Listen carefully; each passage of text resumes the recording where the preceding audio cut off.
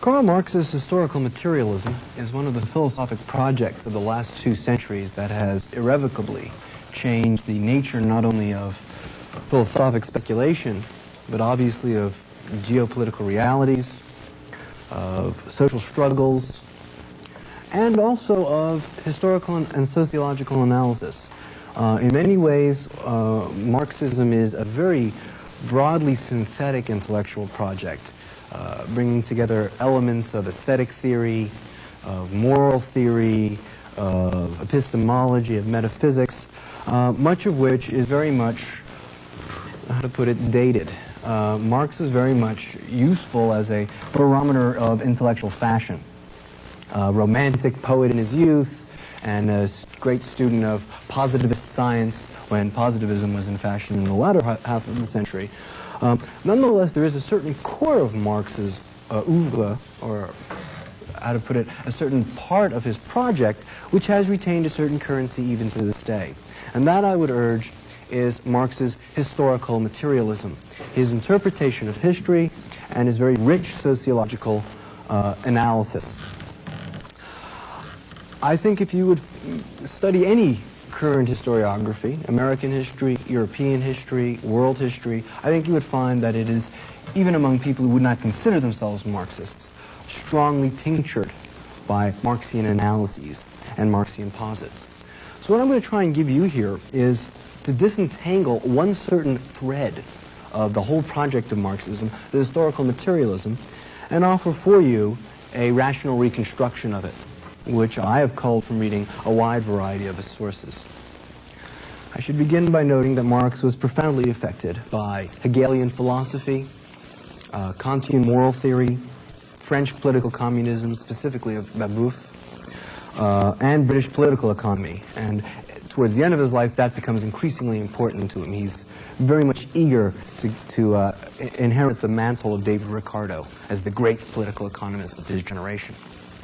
Marx attempted to synthesize all of these disparate elements into one sort of overarching philosophy or worldview, much of which has become, as I've suggested, in many ways outdated.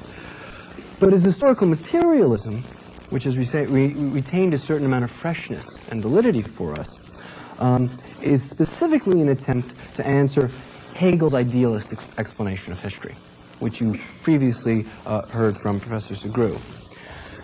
In a way, Hegel was the perfect answer to the Enlightenment. Right? We saw that the Enlightenment tended to push a mechanistic materialist metaphysic, which tried to treat Newtonian science as the bottom line explanation of the universe. And Hegel, of course, came across the way you always refute any scientific explanation, with a counterexample. You say, okay, if all of the world is describable in mathematical laws, give me the mathematical laws of human development. And the point is that Hegel pointed out human history cannot be explained without positing a free consciousness, which develops in its process of coming to self-awareness. Therefore, history is the great counterexample to Newtonian physics and Enlightenment science. And therefore, history and historicism very much became the rallying cry of the Romantic generation that fought against the, quote, scientism of the Enlightenment. I want to urge, insofar as he was an historical materialist, Marx and Engels, because I'm going to draw on Engels' works as well. There's a fashion nowadays among Marxists to disparage Engels and say that Engels was all the vulgar part of Marxism. Marx didn't think that. Marx thought Engels was a great companion and scholar, and I would argue that much of the actual historical detail that made much of Marxism accurate came from Engels. Engels was in many ways a great scholar. But their project of historical materialism was an attempt to answer Hegel, to say, you thought you'd found one great counterexample to science and determinism, didn't you?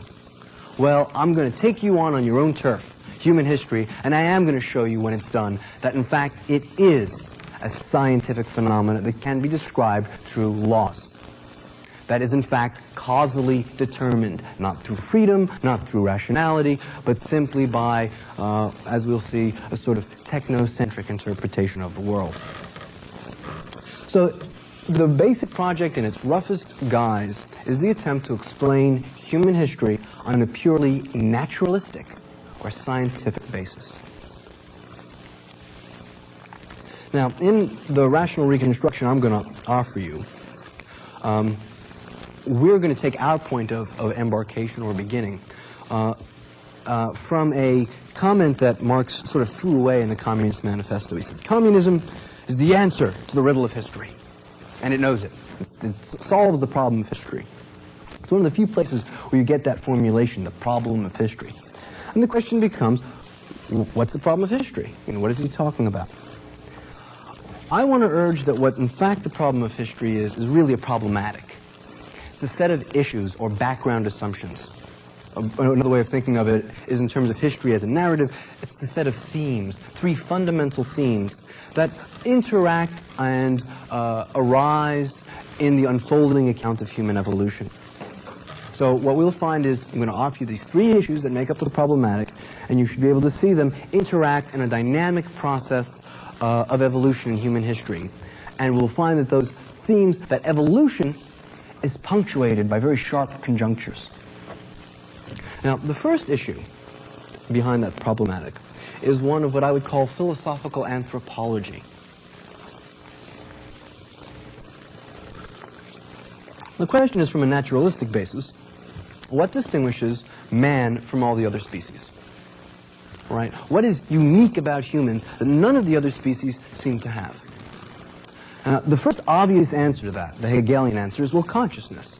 Humans are conscious. But remember, Marx is extremely concerned with naturalism, is very aware of the Darwinian revolution, is a great admirer of Darwin's, and is sensible enough to realize that probably consciousness is the last thing that humans develop, and that all things, all physical functions we develop, undoubtedly serve a naturalistic purpose.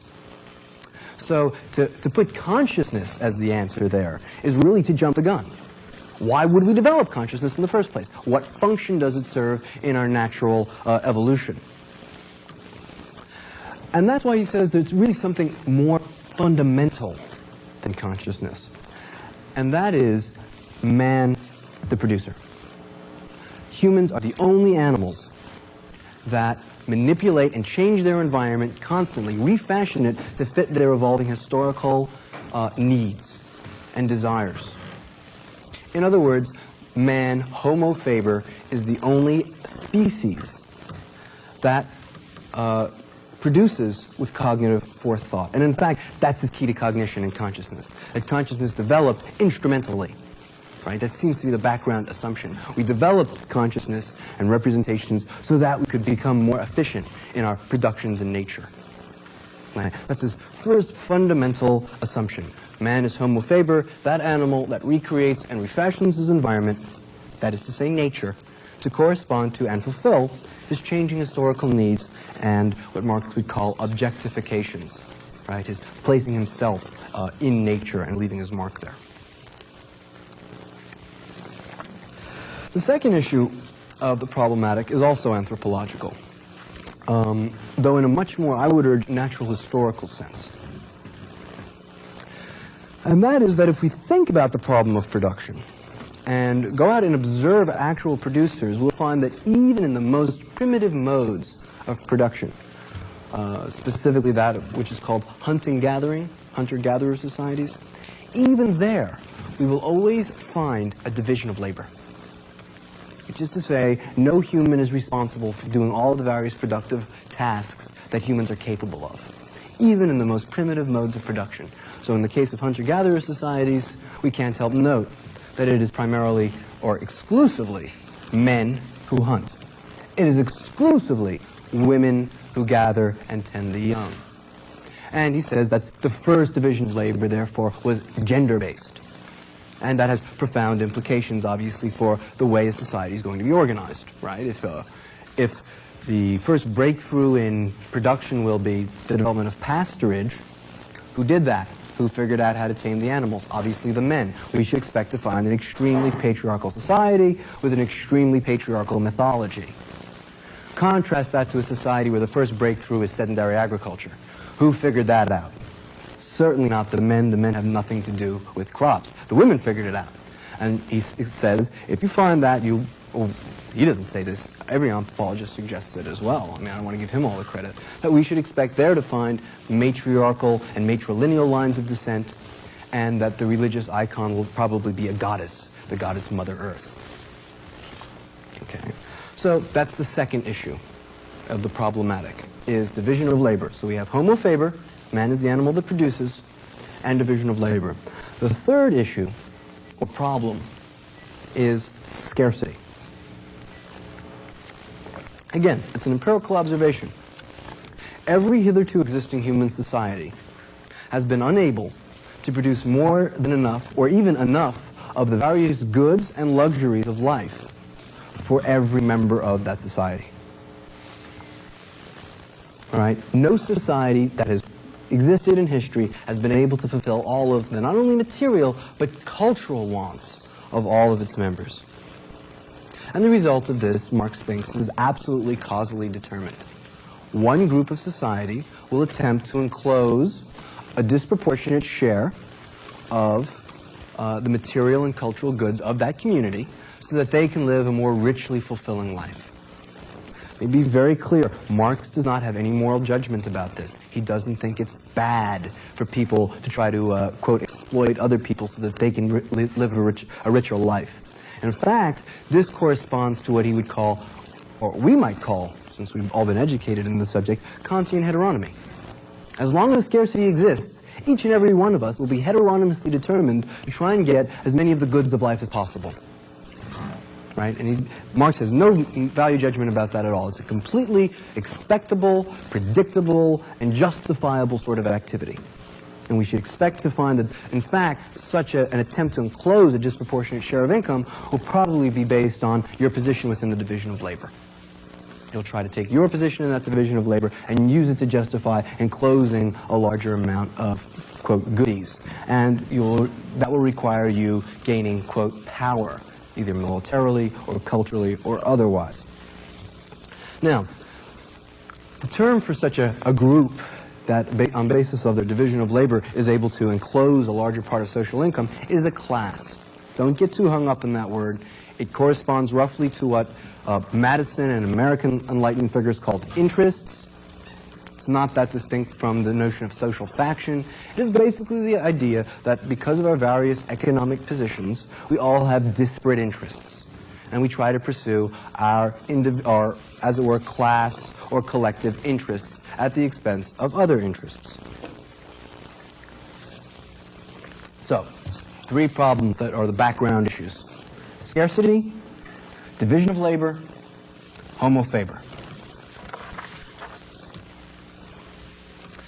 Okay, now, we are at the position where we can begin to rationally reconstruct Marx's historical materialism. He posits two fundamental entities from which everything else will be recursively built. The first is what he calls actual, concrete, historical persons. Marx had a tendency to pound the desk every so often and say, I'm being concrete, real people. That's the one posit. The other, the much more involved posit, is what he calls the forces of production. Right, so those are the only two entities from which everything are built. Actual historical persons, real live, flesh and blood, and the forces of production. For Marx, especially in his historical materialism, the story of human history is largely the story of the development of the forces of production. The forces of production, in fact, turn out to be the issue which will allow us to deal with the problem of scarcity. Okay. Now, the forces of production are comprised of two elements. The first is known as the means of production, and the second is abstract labor power. More technical jargon. What are the means of production? Well, tools, right? Screwdrivers, stone axes, plows are all means of production, things through which, or by means of which one can produce. Similarly, facilities or productive spaces. If one is engaged in agricultural production, then a farm is part of the means of production. If one is engaged in industrial production, then a factory or a specific location, perhaps the use of a water mill, or if you're using water mills, of a stream or running brook, will be one of the means of production. And finally, raw materials are means of production. I mean raw materials not in a sort of precise sense, but rather in the sense of objects of labor. Whatever in any given labor process you begin with, we'll call a raw material, noting that it's not always in fact a raw material. It may already have been fashioned by other productive industries. If that was confusing, wait till you get to abstract labor power. It's not what at first you would think. It's simply the mechanical power of the human musculature. Though Marx is aware that that in itself is significant and varies dramatically over time. Right? Certainly the amount of protein we take in our diets will have a profound effect on the amount of muscular power that the human frame will be able to deliver. But it also encompasses technique, skill. And such technique and skill as it actually exists at any given moment and develops over time. Now, obviously the most important version of such skill, of such technique for Marx, is what we would call science, right? Science is the most important element of abstract labor power that moves forward the forces of production. Because when science is applied to nature, we get applied science or technology. I stress this is very important because subsequent Marxists have attempted to ignore this fact and talk about bourgeois science and bourgeois scientific ideology. Be very clear, Marx did not think science was ideological at all. Marx thought that historical materialism was a science, Newtonian physics was a science, Darwinism was a science, and they were all absolutely true, or at least as true as things get, and beyond ideological criticism. Marx was not a science basher. He was very much a child of the Enlightenment, perhaps the last partisan of the Enlightenment. Now, persons, we have two entities, right? Historical persons and the forces of production, or productive forces. They stand in various sorts of relations. Marx called these relations of production. Now, I'll give you a couple examples. Ownership, right? Any individual can own the means of production. You can own a farm. You can own tools. Mastery and slavery, right? One can have mastery over abstract labor power in the version of a slave. One can own such abstract labor power in the person of a slave. Renting and leasing, right? One may rent a farm, or rent tools, or lease a factory, or for that matter, in a sense, lease labor power, what we would call wage contracts, wage labor contracts. So there's a variety of these distinct sorts of relations of production, or productive relations, and they're constantly going through historical evolution. In fact, one of the things I think we'll see, Marx argues, is as human history develops, at least in their formal and legal aspect, the relations of production become increasingly humanized with each epoch. Now, these productive relations, Marx thought, were strongly determined by the stage of historical development of the forces of production. In other words, a primitive technological state conduces towards rather severe forms of labor control, like slavery. Right? If there are very few labor-saving devices, you try to enclose as much labor as possible, and you enslave people. Contrast that with a culture in which you have an immense technological sophistication, in which case it is no longer, frankly, profitable to have to maintain a person year-round, and you simply buy that portion of their labor that you need on a monthly or weekly or yearly basis and lay them off when it's no longer necessary. So these productive relations, relations between peoples and relations between persons and the forces of production are strongly determined precisely by the stage of development of those forces of production. We take the sum total of these productive relations, and it constitutes what Marx calls the economic structure of the society. Right? The structure is the sum of those relations. And it's worth noting that the structure does not include the entities which are connected in those relations. In the same sense that the structure of a bridge doesn't include the endpoints. It's that which connects. Okay. This structure Marx calls the base, or basis, of the rest of the social structure. Right? The base is part of the social structure, and it's that part upon which the rest of the social structure arises. And Marx called the rest of the superstructure, social structure, the superstructure. And the point is that it is thought to be epiphenomenal to the base. Right? What that means is that it is determined, the form of the superstructure is determined by the level of development of that economic base of society. Now, what is the superstructure? Law, political institutions, culture, philosophy, painting, music, all forms of culture, aside from science, which is the only thing that was really true and went all the way down. All other forms of culture were superstructural and epiphenomenal to the base. Now, that's a rather hard expression. His point is that the various forms of culture we'll find will be determined by the economic structure in such a way that those forms of culture will serve to legitimate, reglement, and routinize the existing economic structure. That is, for many people, a very large and bold claim. And yet, as one thinks of it and tries to get outside of one's historical space, one can see that there is, in fact, some credence to that. One example I've given to college students is athletic activities. We know, for instance, that the game of lacrosse was originally a game played by American Indians, Native Americans. And there was one significant difference, though, in the way they played lacrosse and the way we played lacrosse. They knew beforehand who was going to win. I mean, the point was not to have one team win and the other team lose. You knew beforehand who was going to win. It was a game of the living against the dead. And if the dead didn't win, they'd come by and haunt you for the rest of the year. So the least thing you could do is once a year get some guys dressed up to act out the dead and let them win the lacrosse game. Right? The beauty of the game was the elan and skill you used in acting it out. But everybody knew beforehand who was going to win. This is a cosmic drama. Now that to us is counterintuitive because when we play games like lacrosse, what's the purpose? To win. Why? What are we doing? We're celebrating our economic structure, a structure based on competition. To the guy who can play by the rules and score the most points, make the most profits, whatever, that's the winner. And in fact, as you watch in any aspect of culture, I mean, Marx was specifically concerned with poetry, but I think more of us are probably associated with the constant exposure to sports.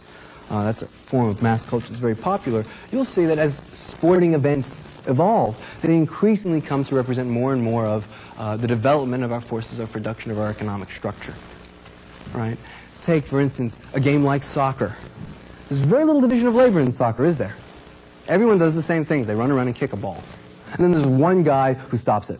Very much like baseball, where basically everyone does the same thing, then there's one guy who throws the ball.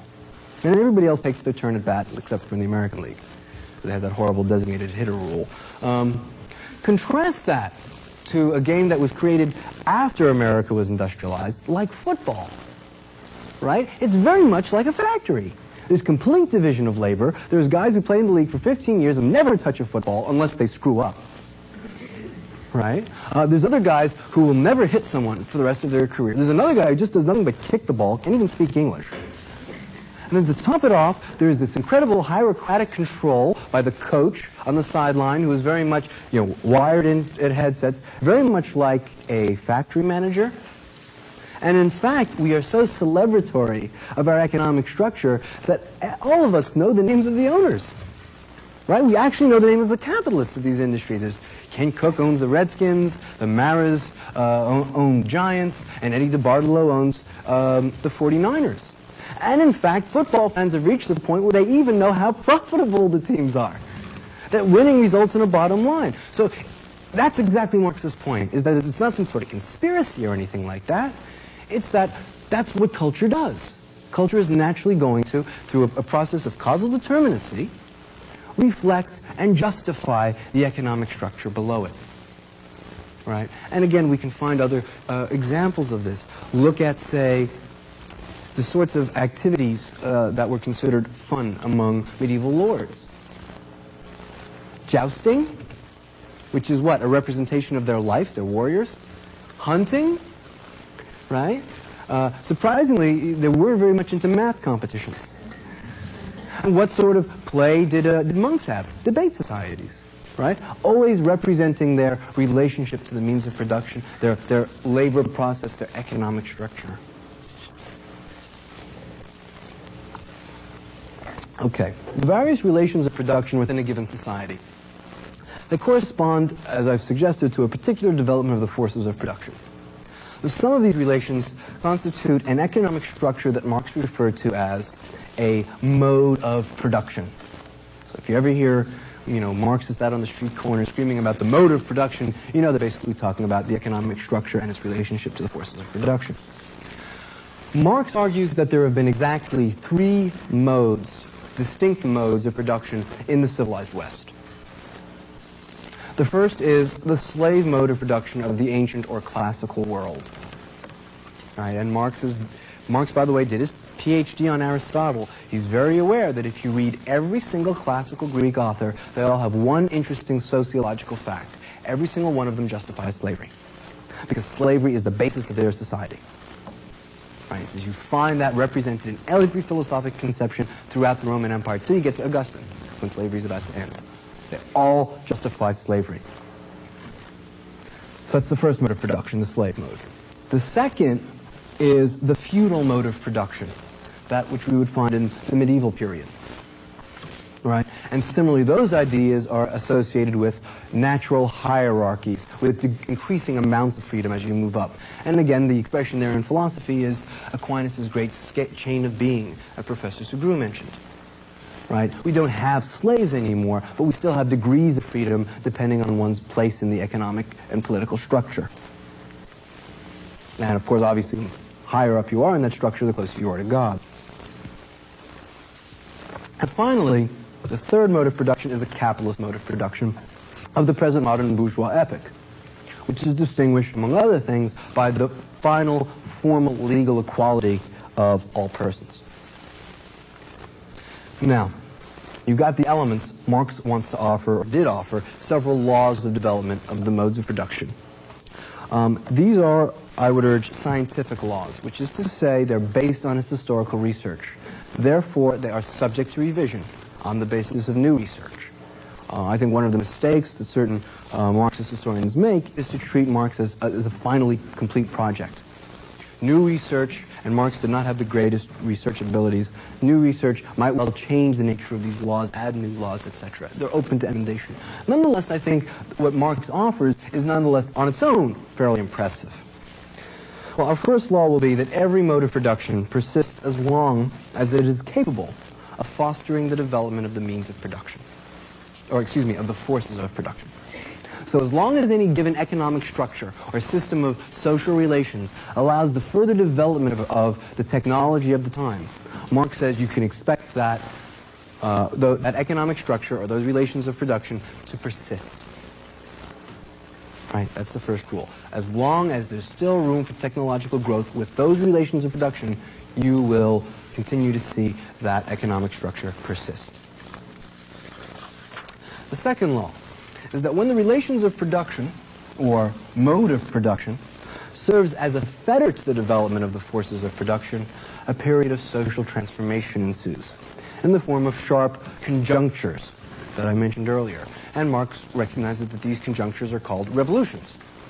And he says that's what is the cause of a revolution, is when you've reached a point of development where the social relations of production are actually fettering the development of the productive forces, which is to say, inhibiting the growth of technology, of applied science, then you can expect to see a revolution shortly. That's when that old mode of production has become outdated. And Marx states this somewhat paradoxically with the expression that history never poses a problem that it can't solve. By the time we have posed a problem, which is to say we've found a fetter, we can already see the way out. And that, of course, raises the third law, that every new mode of production gestates as he says, gestates within the womb of the old society or of the previous society prior to its replacement of the old mode of production. Okay, so Marx argues feudalism actually gestated in the womb of the Roman Empire. Where? In the marchlands. The marchlands of northern, northwestern, and northeastern Europe, where you didn't actually have slavery persisting quite as strongly. You had the sort of mingling of the Germanic warrior structures, and he says that's sort of the entering wedge of feudalism, so that once the Roman Empire falls, you already have the new mode of production. You can step right into feudalism. Similarly, within the feudal society, there were enclaves of, quote, bourgeois coming from burghers, in the cities, right? It's cities of, say, the Hanseatic League, which had engaged in extensive trade long before the demise of the medieval epoch, were in fact the first sort of proto-capitalist societies based on contract as opposed to hierarchy, represented by the famous medieval German expression Stadtluft macht frei, city air makes free. And so even there, for hundreds of years, you saw the gestation of the new capitalist society in the womb of the old feudal society. If you'd only gone to, say, the cities of the Hanseatic League or visited the famous Fugger family with its immense mining industries. And that, of course, is one of the reasons why, as you can see, history never solves a problem it can't, poses a problem it can't solve. You've already got the womb of the new society in the old. Well, to jump ahead briefly, the obvious question is, if we have a communist mode of production ahead of us, where do we find that gestating in the old one? That seems to be paradoxical. It's not from Marx. Marx says you find it in trade unions. All right, whenever you see a trade union, you see workers interacting on the basis of communality, or on the basis of mutual risk and benefit.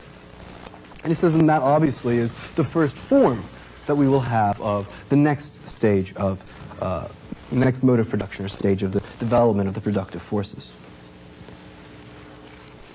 But let me return now to capitalism. Marx argues that the capitalist mode of production is the first truly dynamic economic structure. There is this myth around that Marx hated the bourgeoisie and thought they were pigs. Incredibly wrong. Marx had profound respect for the bourgeoisie. He was aware that the bourgeois epoch was the greatest epoch in human history to date, and was in fact in many ways the far and away the most progressive epoch. And in fact, part of that is that it is a dynamic economic structure. The exigencies of competition, not the moral worth of the bourgeoisie, the very fact of competition forces the bourgeoisie to constantly revolutionize the means of production. Just to keep ahead of your competition, you are forced to invest in R&D. You are forced to create new labor-saving devices. You are forced to fund scientific research. You have no choice. It's the only way to retain the competitive edge. So, for the very first time in human history, the economy doesn't just expand on the basis of the growth of its area, right? More and more arable land. It begins to expand exponentially. You begin to use the same small number of resources and produce a vastly greater amount from it. Each unit of labor power produces far more use and exchange value than had ever been done hitherto. And Marx says with capitalism, it just gets faster and faster. The spiral of the growth of production is just fantastic. You know, within 200 years, you go from the cart and buggy to, you know, the space shuttle. So that's just incredible. You go from the age of steam to the age of fossil fuels to the age of nuclear power. Just incredible. And then the point is here that the bourgeois mode of production expands the forces of production so dramatically that you actually reach the point where it's possible to solve the problem of scarcity. Right? That is the great contribution of the bourgeoisie to world history. They make it possible for the first time to develop the technical means to solve the problem of scarcity, so that we can actually produce more than enough goodies, cultural, material, spiritual, for every single person in our societies. Unfortunately, there's one drawback, and that is that given the disproportionate distribution of incomes under capitalism, the bulk of the population lacks the material resources to consume the plenitude of commodities that industrial capitalism can produce. And Marx says this happens periodically, and the result is what he calls recessions and depressions. And he says, think about what the business cycle is, what a recession and a depression really is. Factories are producing just as efficiently as they were before. People don't have enough money to buy it. It's a crisis not of overproduction, but a crisis of underconsumption. Right? The relations of production and distribution of incomes are causing people to close down their factories because they can't find people to buy their widgets or their cars or whatever. Well, then we come back to our laws of history, and what do we have? You reach the point where the relations of production serve as a fetter to the development of the productive forces. That which stops us from producing more and more stuff and having more and more labor-saving devices is the fact that we can't find anyone to sell it to.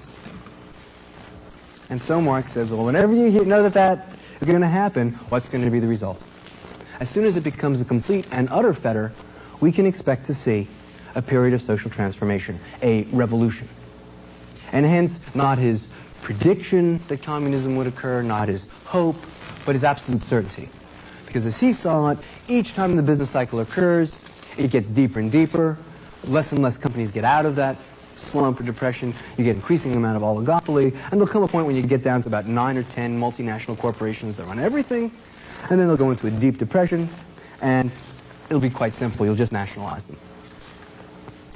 Okay, so there, what we have is that communism represents the solution to the problem of history, right? It says capitalism has offered us the technical means to solve the problem of scarcity, but can't do so because of its relations of production. We simply do away with those relations of production. In redressing the problem of disparate incomes, the last fetter to the development of the productive forces is removed, and the problem of scarcity is solved on a global basis. This represents the end of what Kant called heteronomy, right? Marx said you'll always be determined to act by the desire to get more and more of the goods of life. But when there's more than enough goods of life for everywhere to go around for everybody, you won't be determined to act anymore. And then we will enter the Kantian epoch of autonomy. And this is where Marx, has this great synthesis. He says at that moment, history will no longer be about solving the problem of scarcity, because it will be solved. And he says, in fact, that's the sharpest conjuncture in human development. We can, in fact, call everything before communism prehistory, because it's when humans are actually acting like animals. They're stimulus and response machines responding to that problem of scarcity and division of labor. After that is history proper, when historical development is nothing more than the development of the pure human free consciousness as it unfolds in its various projects. Of course, communism will be preceded by a transitional phase called socialism, where the means of production are nationalized by the government. But ultimately, under communism, the state withers away, because the state is nothing other than a means of repression to support an economic structure, and when there are no classes, there's no need for it. So we have a sort of perfectly free anarchy. Okay. So much for Marx's historical materialism. I want to suggest, first of all, what I find powerful about it. And secondly, what personally I find problematic about it. I find powerful its conceptualization of past epochs, its attempt to create law-like regularities. I'm not convinced that all of them are entirely adequate, but then there's plenty of room for subsequent research and subsequent reformulation. I'm impressed by its ability to unify large chunks of world history. That is what I think is quite impressive about it. There is something, however, which is sort of strange in Marx's historical materialism. And it's not the analysis of the past so much as the discussion of communism. You remember Professor Sugrue mentioned the old Hegelian dictum that the owl of Minerva spreads its wings only with the setting of dusk. What that means, and it's in fact quite accurate, is that you only understand an epoch when it's ended. Right? Subsequent analytic philosophers of history have shown that that's in fact the logic of narrative sentences.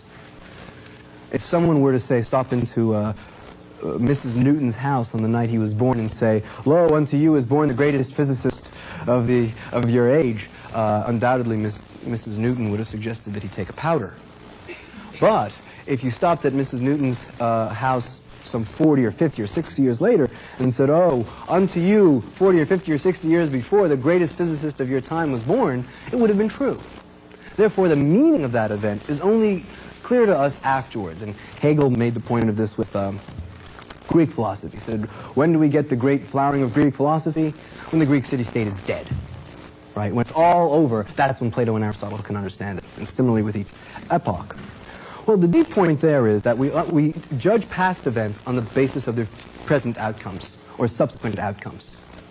Right? So, whereas in 1820 someone would have talked about the signing of the Constitution and said, well, that was the birth of our great nation. In 1865, someone would have looked at it and said that was the first step towards the Civil War, a reevaluation. Well, Marx is doing something funny. As I've mentioned, he has all of these fantastic things to say about capitalism, except for one thing. The only reason it's not really great is because it's not as good as communism. Right? He's judging capitalism deficient because it's better than every epoch that's come before it on the basis of an epoch yet to come. Well, he's speaking about a future event as if it was a present event. There's a technical word for that. It's called prophecy.